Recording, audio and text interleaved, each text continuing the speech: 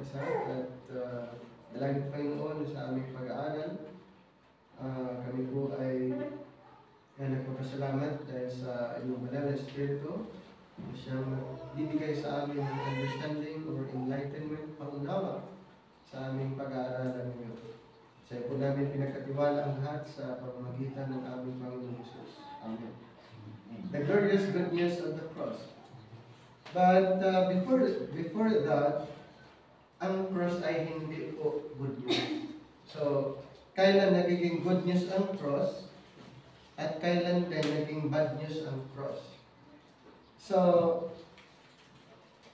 nakakarinig na ba kayo ng cross as bad news? Sa Bible po may mga na-mention na ang cross ay bad news. At yun ang goal natin, kailan naging good news ang cross, na mostly sa Bible, pinag-uusapan ang cross ay bad news. Dito po tayo sa libro ni Isaiah. So, sa Book of Isaiah 53, ang cross doon ay hindi siya tinitignan as good news.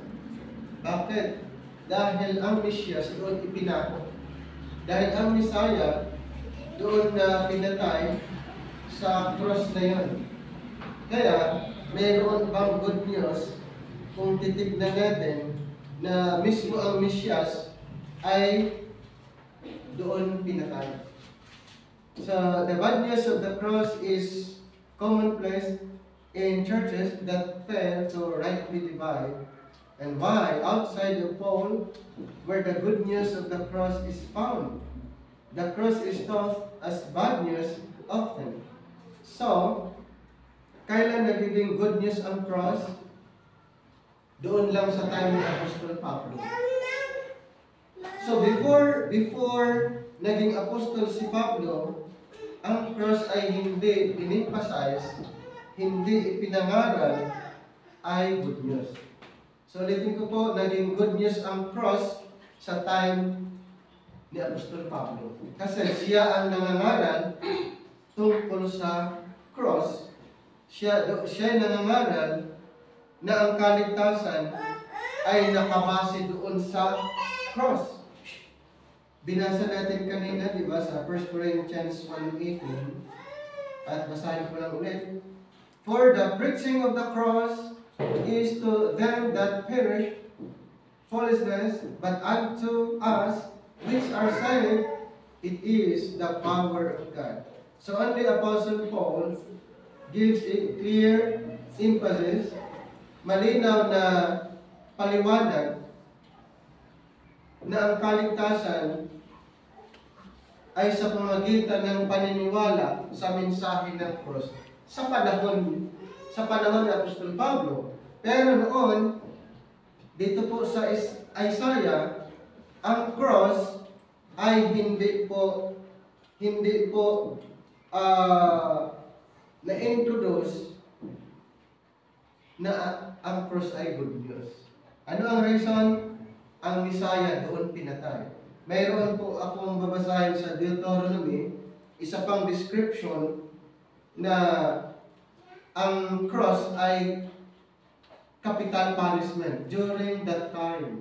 Dito po sa Deuteronomy 21:22 to 23.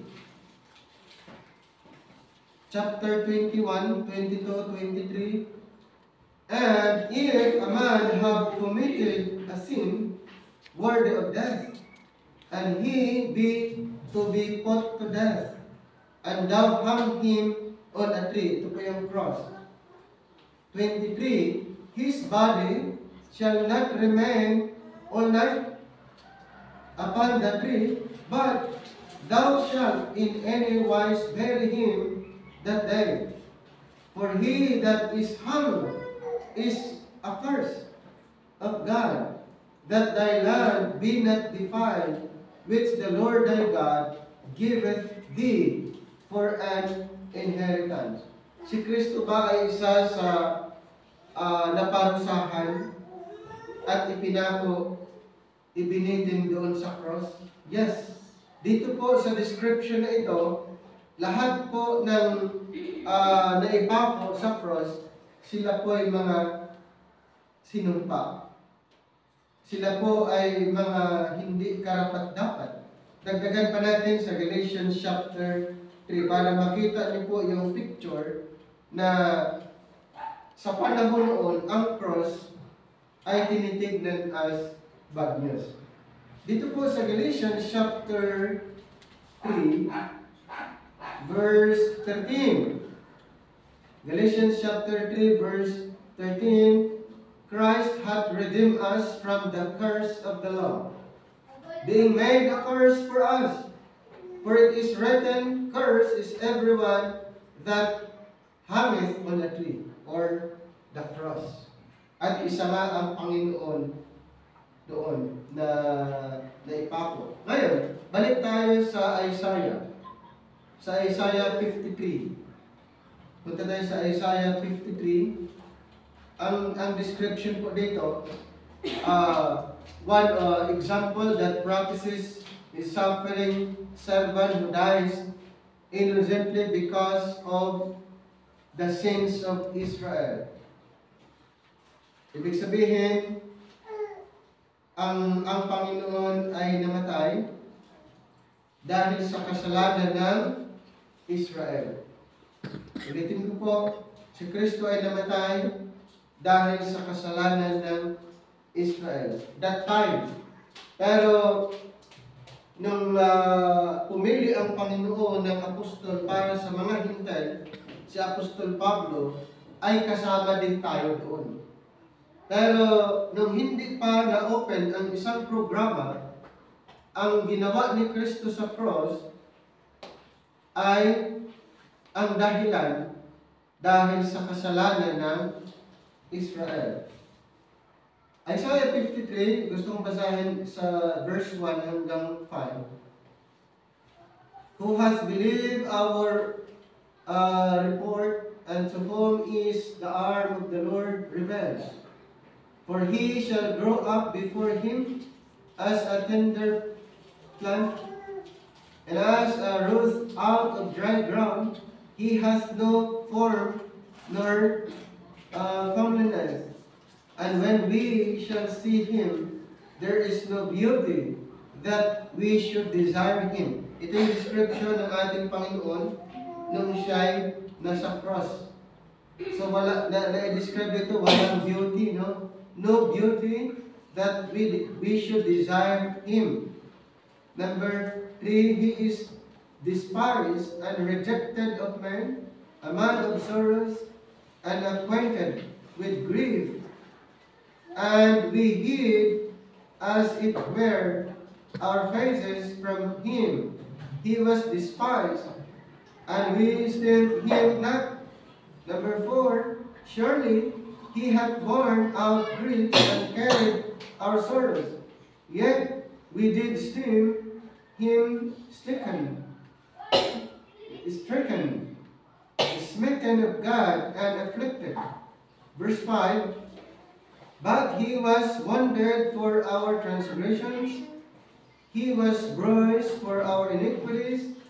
The chastisements of our peace was upon him, and with his stripes we are healed.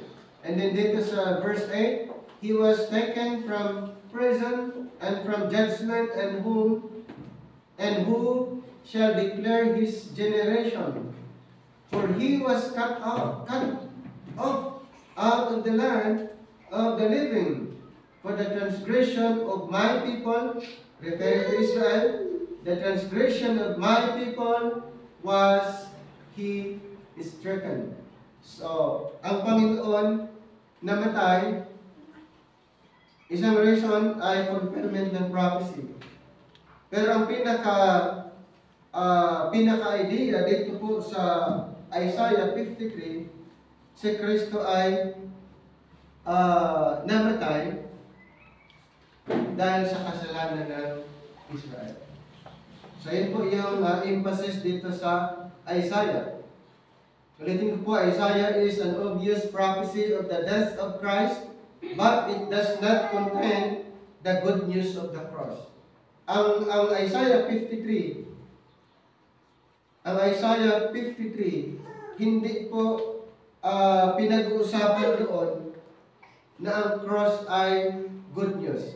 Pero ang issue dito sa Isaiah 53 na ang cross ay bad news. Dahil nga doon ibinibitin or pinaparusahan ang mga makasalanan. Ang cross that time, yan po ay capital punishment na wala pong good kung pag-aaralan natin ang cross during that time. It contains the bad news. Okay? It contains the bad news that Christ died at the hands of Israel because of their transgression. Nakuha niyo ang point ko doon kung bakit ang cross that time does not contain the good news. Pero ang content ng Isaiah 53, the bad news. Ang contents po diyan, the bad news that Christ died at the hand of Israel because of their transgression. Ibig sabihin pala, nung hindi pa naging apostol si Apostol Pablo, ang cross ay bad news. Hindi nila ipinapangaral ang cross as good news during that time, pero ito ay na-mention na ang cross ay bad news. Isa pang verse na gusto kong basahin sa 1 Corinthians, na ang cross ay stumbling block sa mga Israelites. Ang cross ay stumbling block or katizuran. Dito po sa verse 20, dito sa verse 21, and then dito sa verse 21, for after that in the wisdom of God, the world wisdom knew not God, it pleased God by the foolishness of preaching to save them that believe. And then sa verse, dito sa verse 23, but we preach Christ crucified, unto the Jews a stumbling block, unto the Greeks, the Gentiles, foolishness. The Greeks, foolishness. So sa mga Jewish, ang cross ay stumbling block. Kaya nang ipinapangaral ni Apostol Pablo ang good news ng cross, siya po ay pinarusahan. Siya din ay pinersecute. Kaya sa Philippians, tinatawag niya yung mga nag-persecute doon sa kanyang mensahe tungkol sa cross ay enemies of the cross. Ayan, enemies of the cross. Bakit? Dahil para sa kanila, ang cross ay stumbling block. Pero ito si Apostol Pablo, ipinapangalan niya ang glory ng cross. Sa Galatians chapter number 6:14, ang sinabi dito sa verse 14, but God forbid that I should glory save in the cross of our Lord Jesus Christ, by whom the world is crucified unto me, and I unto the world. So, sa verse na ito, in-emphasize niya yung glory ng cross. Yung good news ng cross. Pero sa Isaiah, hindi po. Sa Isaiah, ang cross ay bad news. Ulitin ko po, si Apostol Pablo, siya po ang nag-emphasize na ang cross ay good news. Tignan naman natin si Pedro. Si Pedro ba ay pinangaral din niya ang good news ng cross? Hindi rin. Okay? Peter and the 12 apostles of Israel preached the cross as bad news. Hindi nila ipinapangaral nila Pedro, maging itong mga apostol, na ang cross ay good news. Kaya sa Acts 2:23, ye have taken and by wicked hands have crucified and slain. So, sino po ang tinutukoy ni Pedro, sinabi niya sa mga Israelites, sa bayang Israel, na inyong pinatay, inyong ipinako sa cross ang Mesiyas. Ang Mesiyas na matagal niyo na inaantay ay inyong pinatay. Mayroon pa sa 36 ng Acts 2, God had made that same Jesus whom ye crucified, both Lord and Christ. Kumbaga, biniblame niya ang Israel, biniblame ni Pedro ang mga Israelites, bakit niyo pinatay ang Mesiyas? Bakit niyo pinatay ang Mesiyas? Sinabi din sa Acts chapter 3, 13 to 15, Pilate was determined to let him go, but he denied the Holy One and the just, and desired a murderer, and he killed the Prince of Life. So mayroon bang good news na in-emphasize si Pedro doon sa cross na yon? Wala. Kung alam ni Pedro, baka magpasalamat siya. Kung alam niya na ang cross ay good news, baka sa mensahe niya ay more on pasasalamat. Pero dito po, more on blaming. Biniblame niya, sinisisi niya ang mga Israelites na bakit niyo pinatay ang Mesiyas? Siya yung matagal nang inaantay nating Messiah. Bakit niyo siya pinatay? Jesus whom ye slew and hung on a tree in Acts 5:30. Kaya ito yung request ng mga Israelites nung na-convict sila na si Kristo, yung Mesiyas. Ito yung sabi ng mga Israelites. Dito po sa Acts chapter 2, verse 37. Dito sa 36, sinabi kasi ni Pedro, let all the house of Israel knew assuredly that God had made that same Jesus whom ye have crucified, both Lord and Christ.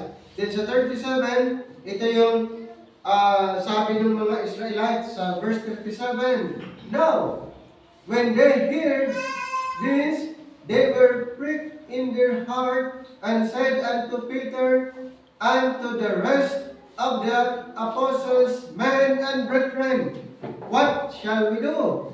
Anong sagot ni Pedro sa 38?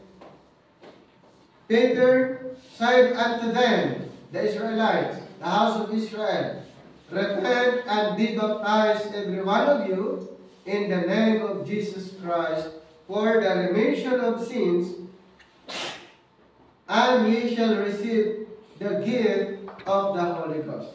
So ano po ang response ni Peter nung na-realize ng mga Israelites na si Jesus Christ, siya yung Messiah? Para po sila po'y mapatawad doon sa kanilang ginawa ni Kristo, ang sabi ni Pedro, repent and be baptized. Para po sila'y mapatawad sa kanilang pagpako kay Kristo, sabi ni Pedro, repent and be baptized. Okay? So si Pedro, hindi din niya ipinapangaral na ang cross ay good news. Hindi niya in-emphasize na yung cross ay good news. All of this was intended to place that responsibility for the death of Jesus on the hands of unbelieving Israel, according to Acts 5:28. This was bad news for them. Kanyang biniblame, sinisisi ang mga Israelites. Yun ang na-mention ni Pedro. Kasi kung alam ni Pedro na ang cross ay good news, hindi niya sasabihin yun. Hindi niya i-blame ang mga Israelites hindi niya sisihin ang mga Israelites doon sa kanilang ginawa. The good news Peter preached was that Jesus was Christ the King. Ang good news po na ipinangaral ni Pedro, si Kristo ang hari. Pero yung cross, hindi. Si Kristo ay ang hari. The good news Peter preached was that Jesus was Christ and King. He was resurrected and He would return with His kingdom. So, namatay ang Mesyas, namatay ang King, pero sinabi din ni Pedro, siya'y nag-resurrect at siya din ay babalik. Okay? Ganun po ang sinabi ni Pedro doon sa mga Israelite. Namatay ang Mesyas, namatay ang King, siya ay binuhay, at siya din ay babalik para maghari sa bayang Israel. Israel had a chance to be forgiven for their killing, for their sins of killing Christ, if they would what? Repent. Ano po? May chance bang Israel maligtas? Yes. Ang kondisyon, kailangan mag-repent. Kailangan po nilang mag-repent sa kanilang pagpatay doon sa kanilang Messiah. Dagdagan natin sa Acts chapter 3, 17 to 21. And now, brethren, I would that through ignorance ye did it. Through ignorance ye did it, as did also your rulers. But those things which God before had showed by the mouth of all His prophets that Christ should suffer, He hath so fulfilled.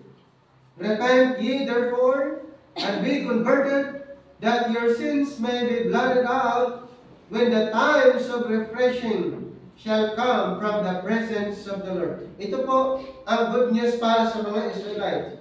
Kung sila po ay mag-repent, ang kanilang kasalanan ay blotted out when the times of refreshing come. Kailan po na ang kasalanan ng Israel ay alisin or blotted out? Alam niyo po, pagdarating ang Panginoon, pag ang Panginoon ay maghahari na po sa bayang Israel, ang kanilang kasalanan ay blotted out. So sa second coming po ng ating Panginoon, ma-fulfill ang pangakong ito. Repent ye therefore and be converted, that your sins may be blotted out, when the times of refreshing shall come from the presence of the Lord. And He shall send Jesus Christ, which before was preached unto you. 21. Whom the heaven must receive until the times of restitution of all things, which God hath spoken by the mouth of all His holy prophets since the world began. Yan po ang pangaral ni Pedro, ng Panginoon ay pinatay ng mga unbelieving Israel, at siya na may nag-resurrect at babalik at maghahari sa mga Israelites. Pero mayroon pong chance ng Israel maligtas, kailangan nilang pagsisihan ang kanilang pagpatay sa kanilang Messiah. They were blamed and burdened with the cross. They were blamed and burdened with the cross which they should have rejected in order to compel them to ask God for forgiveness. So blaming ang emphasis ni Pedro nung sinabi niya during the Acts period ay biniblame niya ang mga Israelites doon sa nangyari. According to Peter's preaching, it was a mistake that they crucified the Lord. But God is willing to forgive or forgiven them, and so it is in so many Christian churches today. Yun yung sabi ni Pedro, it was a mistake that they crucified the Lord. Pero still, sabi pa rin niya, ay meron pa rin chance para sila'y mapatawad. Why did the Lord die? So maraming reason. For many so-called Christians who do not know the gospel, they think it was a shame and mistake that He died. Pero actually, yung ginawa ni Kristo po ay fulfillment sa prophecy. Yung nangyari po talaga sa cross ay fulfillment. Dahil ito ay na-prophesied. Pero since Peter, hindi niya naunawaan kung ano talaga ang propesiya, kaya ang ginawa po niya ay biniblame niya ang kanyang mga kababayan doon sa nangyari. Pero ang sinabi pa rin niya, may chance. May chance kung sila po ay magsisi.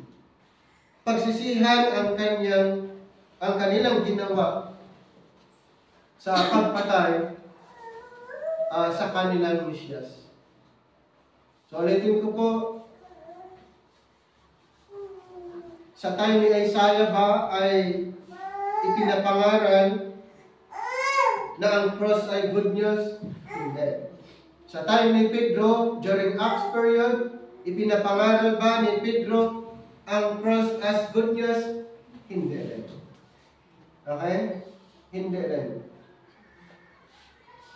Let's proceed.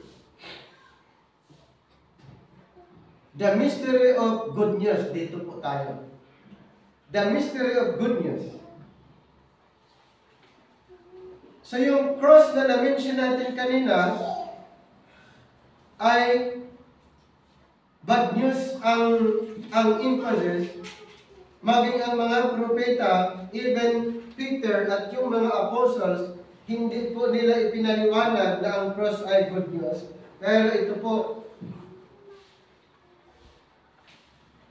ang time na ang cross ay good news. It was not until the mystery of the gospel was revealed to the Apostle Paul that the preaching of the cross was heard as good news. Sa time ni Apostol Pablo po, ipinapangaral na ang cross ay good news. At ito po yung basihan para ang tayo maligtas. Basahin natin 1 Corinthians 15, 1-4. Moreover, brethren, I declare unto you the gospel which I preach unto you, which also ye have received, and wherein ye stand, by which also ye are saved, if ye keep in memory what I preach unto you, unless ye have believed in vain. For I delivered unto you first of all that which I also received, how that Christ died for our sins according to the Scriptures, and that He was buried, and that He rose again the third day according to the Scriptures. Sino po ang nagtuturo tungkol sa ginawa ni Kristo sa cross as basis para ang tao ay maligtas? Only Apostle Paul. Nung inireveal ang dispensation of grace dito sa Ephesians chapter 3, Ephesians chapter 3, 1-3, for this cause I, Paul, the prisoner of Jesus Christ for you Gentiles, if ye have heard of the dispensation of the grace of God, which is given me to your word. Sabi ni Apostle Paul, how that by revelation He made known unto me the mystery.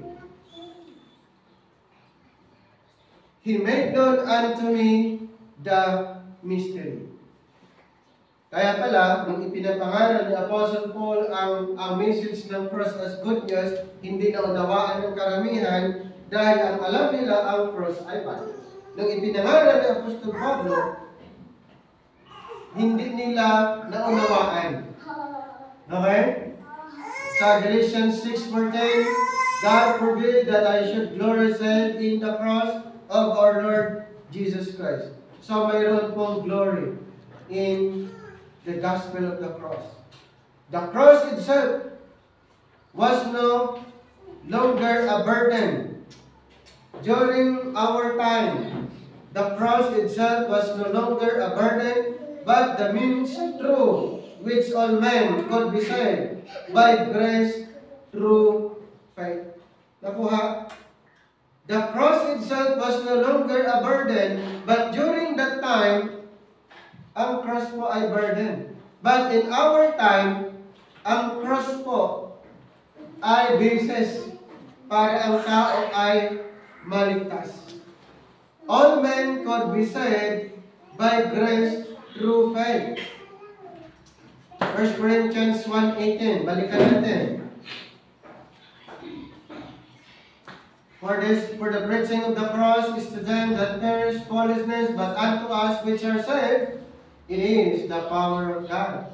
Another verse, 1 Corinthians 1:21. For after that, in the wisdom of God, the world by wisdom knew not God. It pleased God by the foolishness of preaching to save them that believe. Why was it now good news? Ito yung tanong. Why was it now good news? What had changed about it? It was still an innocent man dying because of sins. Only now, the cross of Christ would be preached as a means of salvation.